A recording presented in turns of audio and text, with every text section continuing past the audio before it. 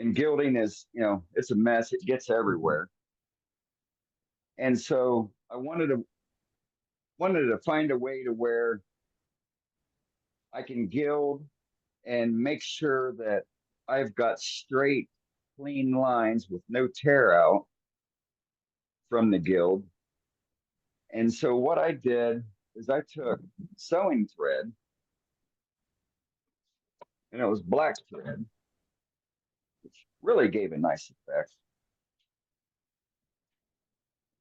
And I filled that line up, brought it up to the side of the fillet on both sides.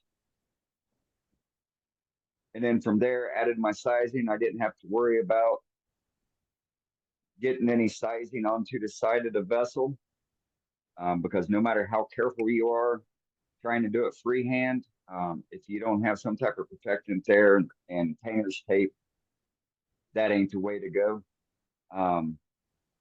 So anyhow, did my sizing, put the gild on, and when it was time to take it off, all I did was, unravel the string, and it, just spun as it came off, and it just made perfect demarcation points on the side of the bead, and protected the side of the fillets from getting gold gilding onto the sides.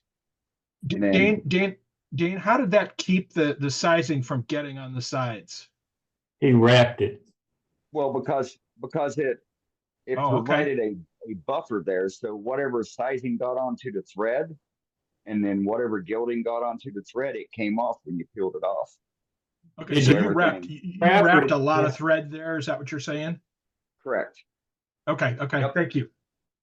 Yep. And so I found that to work really well. And then of course, with it being gild, it's still gonna, the flakes are gonna fall off, and they're gonna stick onto your finished surface. And so I found that if you take painter's tape and you stick on wherever the gild flaked on there, it just peels right off. Wherever on the side, painter's tape just pulled it right up. You're not having to sit there with the brush, trying to flake it off, and it went amazingly good. The gild you're using is a thin layer, right? Film looking stuff. Yeah, it's a little 3.5-inch square, and I just cut it into strips and brought it up and laid on top. Yep. Wow. And then the other thing, when you are gilding, you want to have your final. It needs to be final sanded. You can put sanding sealer on there, or in my case, it's obviously it's dyed, so that means it's got linseed oil on it, and then it's sealed with Parfix 3408, and then I went at it with the sizing. The other tip that I discovered for the inside, and I don't know if you can see or not, so I left it natural. I wanted to keep the natural color. So this is American elm, and it's white as white can be, except the grain is really fantastic, which is why I highlighted it on the outside. But I wanted to seal the inside of the urn. And so what I did was I took maybe an ounce and a half of water, and I mixed it with Tight Bond Quick and Thick, because it dries clear.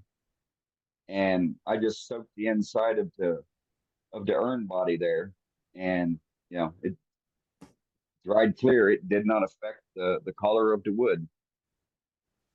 So it's a non-water holding vessel, and you want to seal the inside, that's an option for you to do. Would Elmer's work the same way, because it dries clear as well? I don't know. Elmer's glue all. I mean, it's a white PVA that dries clear. Yes, that'll work also. Yeah, it'll work just the same. How do you keep the stuff from bleeding through your dye? Well, it bled through in one spot here where the grain was cracked or deficiency in the grain, it bled through right there. But aside from it, it's about 1/8 of an inch thick, so I didn't have a problem with anything bleeding through other than here on the side where the grain was soft in those areas. Yeah. Tight grain woods typically won't bleed through very much.